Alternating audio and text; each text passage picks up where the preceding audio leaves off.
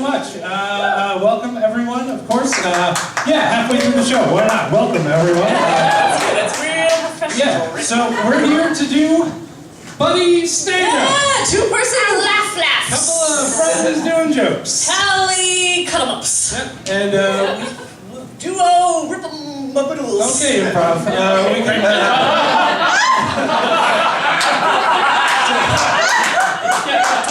We decided that this is going to be one of our segments this month, that we would do a duo stand-up thing. And we figured to do that, we had to really dig deep and figure out what it is that we have in common.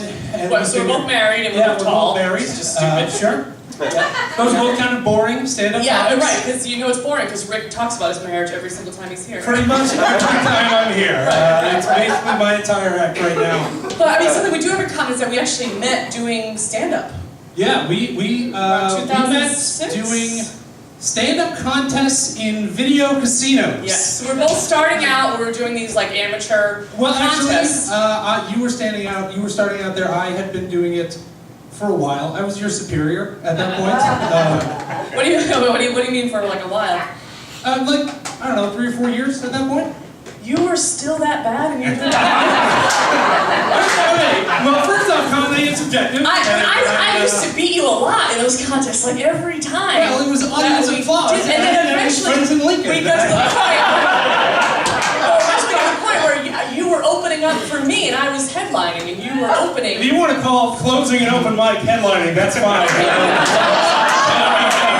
Alright, so here's the thing. We didn't start off being these kind of jerk people. Yeah, because I don't know if you noticed, but Melissa's being kind of an asshole right now. And you were being a little bitch. Which is fair. That's actually what we want to talk about tonight. I don't know how well you guys know comedians personally, but they are the worst people in the world. They're Terrible assholes. Do not befriend or marry a comedian. They are awful.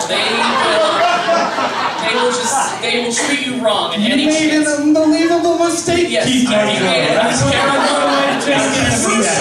a crucial error. But the reason, it's not our fault. We didn't start out being terrible people. The way that comedy is structured, You do these open fucking mics. Yeah, you There's have to 20 be comedians in and you have bars. to watch them. And you have to bring 2 people and those 2 people have to buy 2 drinks and then they have to sit and watch all these jackasses do these jokes. Yeah, you have to spend every weeknight in a bar. Yes. For years. It's a great doctorate in alcoholism. It's not so much the best idea as far as coming up with jokes. No, and all comedians kind of tell like the same jokes when they're starting out because no one is good. No, not at all. When you start out, and that's another thing that's tough about it, is that you have to be constantly creating new material, but you have no idea how to write jokes, which is... I knew how to write jokes.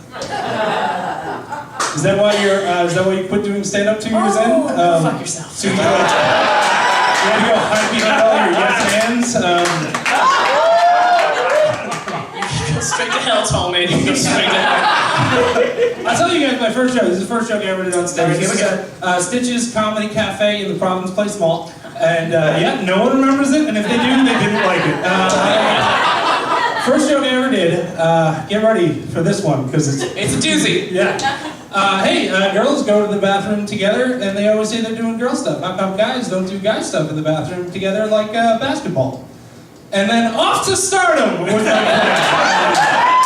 Okay, so alright, I remember too my first joke. I started off, I did stand up the first time I was in a pageant in college. And it was my talent. It was my talent that I did was stand up. And one of my first jokes was, so I was making brownies the other day and I noticed on the package it says, beat for 2 to 3 minutes or about 50 to 60 strokes. Don't you wish hand jobs were like that so you know when your arm was going to cramp up?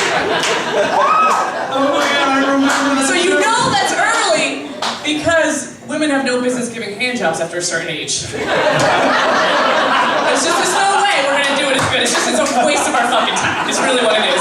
If you're 16, you can give a good hand job because guys are like, oh my God, you're touching my penis, But if you're older than that, it's really, just don't bother. Are you trying to get that joke back right now? A little bit, right? It still works though. The crowd was fucking into it though. If you say hand jobs, that's why she always beat me in the contest, guys. Yeah, right. I can talk hand jobs for hours. That's what open mics are. It's just constant like hand job, blow job, blah blah blah, jokes over and over again. It's just constant. Because nobody, you know, I'll do an impression for you. All right, ready. Who am I? Right? I'm overweight and I eat too much fast food. And let me move this out of the way so you guys can see me. Yes, every comedian. Okay. Yeah, comedian. Correct. That's exactly right. Okay. How about this? Blowjobs are great, right? You're a comedian? Yes, that's right. Yes, comedian. I have a good one. That's gay and retarded. Comedian. That's comedian.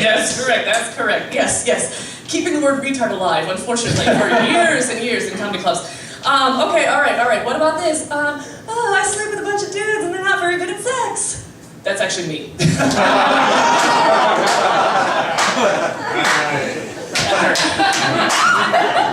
probably should have said that one. So we do these things, and then, I mean, it's not, once we get into it, we're just awful to ourselves as people. Right. I mean, comedians are all, like, they all have Arrested Development. They all sort of, like, peaked around, like, 15 years old and have kept the same jokes since then and held on. Yeah, not to mention that if you've ever paid too much attention to a comedian, they are completely aware of their flaws and do absolutely nothing about it. Which makes them the worst. Yes. We're all basically sociopaths that just don't get therapy. Yeah, it's kind of sad. It's really kind of sad. Right, and the comedians, they do seem like this is my therapy. No, it's just comic. Still comedy. I actually have a lot of jokes. I used to work at Blockbuster, a video store, and I have a lot of jokes about when I worked there. And because people laughed, I kept working at a Blockbuster. If no one laughed at those jokes, I might have gone back to college and had a future or something. Well, and then there's the things that we do to others, too. You know, like, I mean, how many events have you ruined by doing stand-up? The things that I've done for almost no money. Do you want to do 20 minutes at my wedding? Oh, I don't think that's a good idea. I'll pay you $35. Sold! Great. It's going to be like 3:45 in the afternoon. Everyone's going to be sober and hungry, and you're going to do great, You know, a conversation that should never have to happen in a marriage? Hey, honey, what do you think is the funniest way for me to openly describe our sex life to strangers? You know what conversation every comedian has had? That one, absolutely. Every comedian in the world has had that. I mean, I just have Luke so that I can neglect him for years and talk about it. You notice? Like, Keith and I are both here. Luke's not here. We don't know where he is. I mean, we know where he is. He's somewhere off of 146. You'd be surprised how long a baby carrier can stay on a car. Yeah, it's friction. It's really amazing. It's kind of amazing. But then comics are also snobs. Yeah, have you ever tried to talk to a comedian about something that's funny? It's impossible. Oh, you know, hey, I like this. Hey, this is funny, right? Yeah, no, I thought that was funny when I was 12, you dickhead. Here's something you can put in your little skits. You can put this in your skits. Yeah, no, I think I know a little bit more about it. Yeah, I'm the authority on comedy here. I've got the open flannel shirt. I think I know. It's funny. I can quote Monty Python anytime, so I think I know about comedy. And God forbid you be a human being when a comedian's around with a notebook, because the things like we are looking to make, like years ago, a homeless guy came up to me and just had a conversation with me. I'm still making fun of him every night on stage. Am I proud of that? Yes, I am. This is really funny. Yes. I still talk about every camel toe I've ever interacted with. Just you have to. I have a joke that I've been trying to work in about Meatloaf. You know what Meatloaf's done to me? Brighten my day. That's all he's ever done. And yet still, I have to make fun of him because 2 out of 3 is a D. That's not good at all, Meatloaf. That is horrible. I still make fun of my roommate in college. I've lived with her years. She used to do this thing where she Anne Franked the apartment, where like I come home and like doors were open, food's on the stove, like the Nazis just come and she had to run. You know, I find her in the closet numbering the stars. I'm like, they won't take you, you're blonde. Still got